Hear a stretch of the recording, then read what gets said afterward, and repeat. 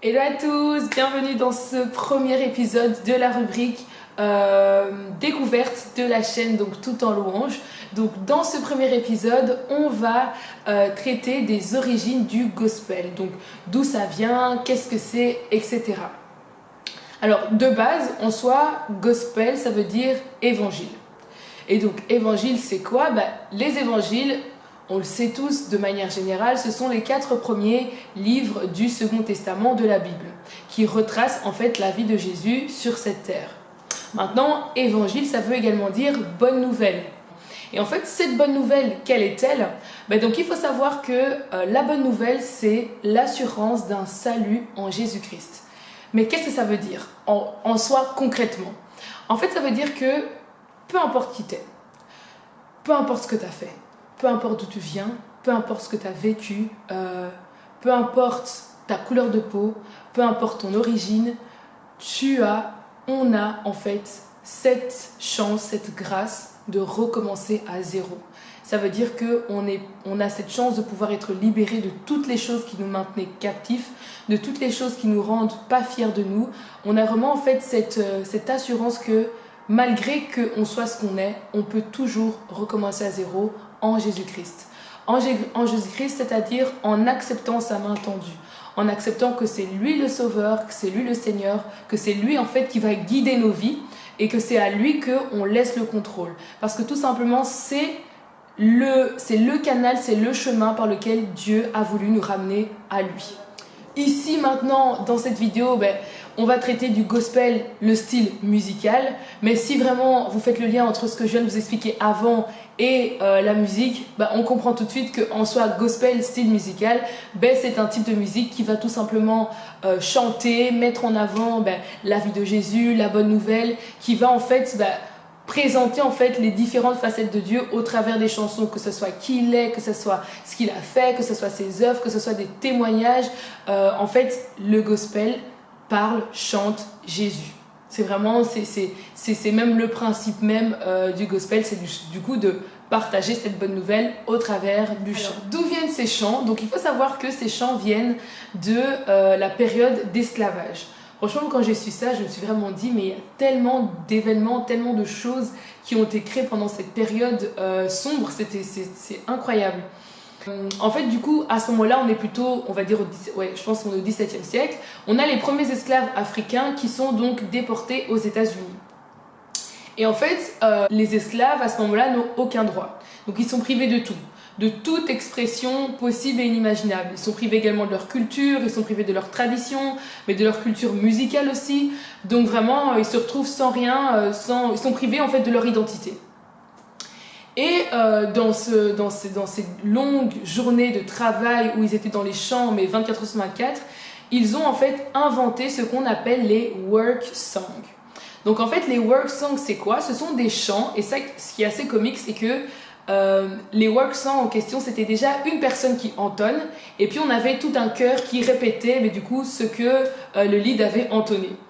Et donc c'était pas à ce moment-là, il n'y avait aucune connotation religieuse. En fait, eux ils chantaient les work songs pour s'encourager les uns les autres, pour se donner de la force. Ils chantaient ça également pour prévenir d'un danger, pour même aussi prévoir des évasions. Donc vraiment à ce moment-là, c'était vraiment même work song, c'est vraiment on va dire chansons ou musique de travail. C'était vraiment rien à voir avec Dieu, rien à voir avec Jésus. C'était vraiment plus de manière spontanée que quelqu'un va chanter, tout le monde va suivre pour qu'on puisse s'encourager. Donc au XVIIIe siècle, il faut savoir que à ce moment-là, on va assister à ce qu'on appelle le grand réveil.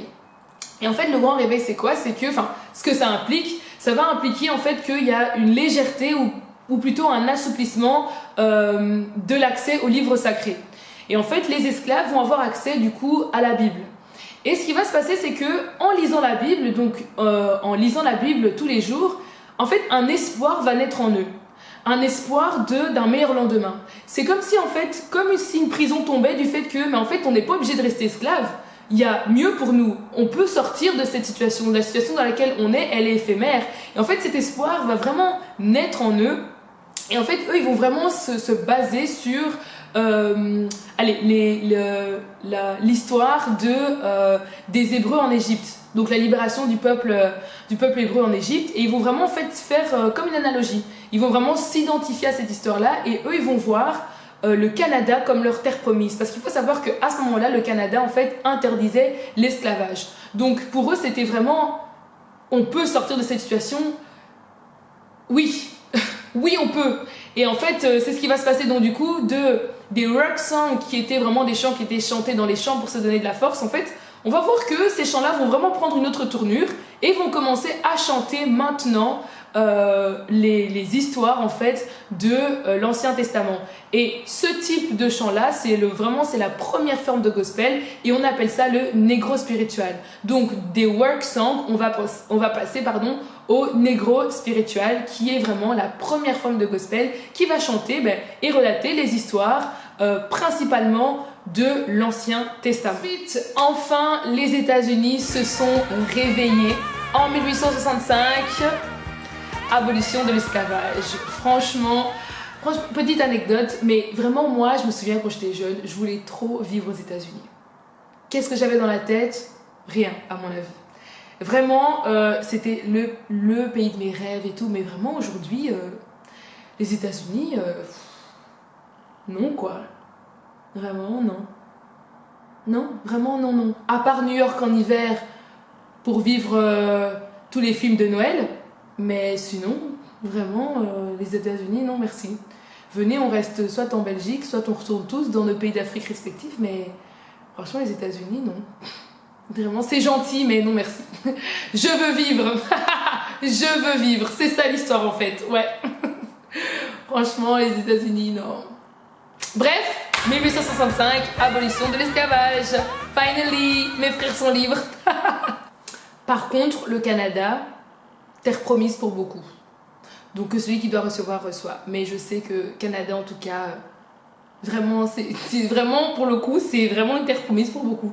Je sais que beaucoup de gens sont attendus au Canada. Donc, frères et sœurs, si quelqu'un a déjà reçu la révélation du Canada, c'est une confirmation. Voilà. Cet épisode-là, en fait, il faut savoir que donc il y a l'ouverture des universités américaines noires et dans ces universités, on va voir qu'il y a des groupes, des chorales en fait qui vont commencer à se former. On va les appeler pour certains les Jubilee Singers. En fait, ils ont vraiment comme but de toucher en fait le cœur des blancs et pour parvenir à ça, c'est là où en fait on va voir du coup la petite nouveauté, c'est qu'ils vont commencer à harmoniser leur voix, ils vont être plus rigoureux, beaucoup plus intenses dans les chants. Et en fait, c'est de là que petit à petit, le gospel qu'on connaît aujourd'hui va faire son apparition. Ces groupes vont faire tellement de bruit qu'on va voir au XXe siècle que les pasteurs vont même commencer à utiliser du coup le gospel pendant leur culte. Donc c'est vraiment devenu un moment clé en fait d'un culte à ce moment-là, pour du coup faciliter l'évangélisation, en plus d'être influencé par les différents styles musicaux qui existaient à l'époque. Le gospel d'aujourd'hui a également été influencé par les inventions technologiques.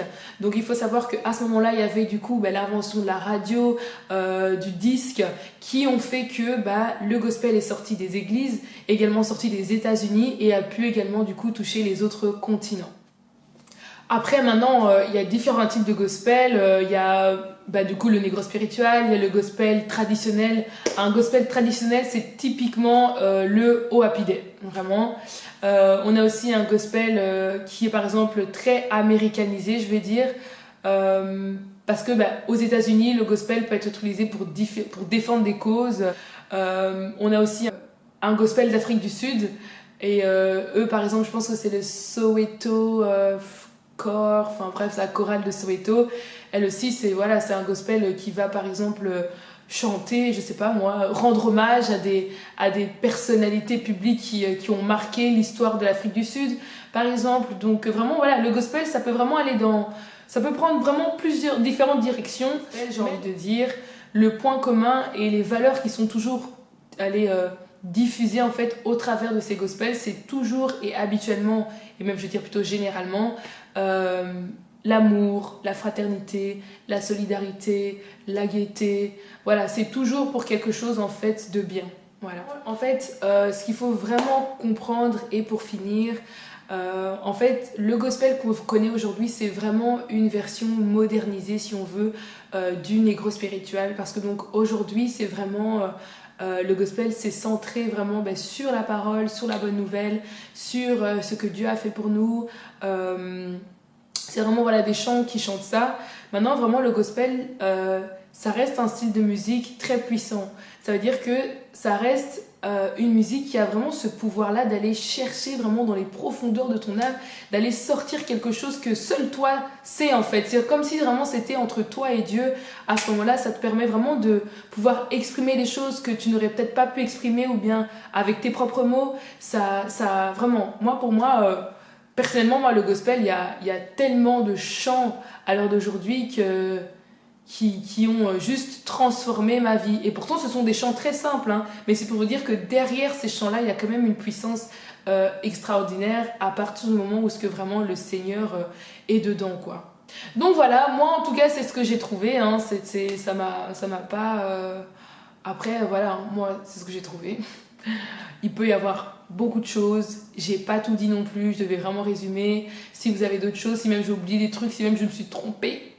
Si même vous voulez même participer, vous avez un sujet que vous voulez, dont vous voulez parler, n'hésitez pas à venir participer avec nous, quoi. Donc voilà, on est ensemble. Salut!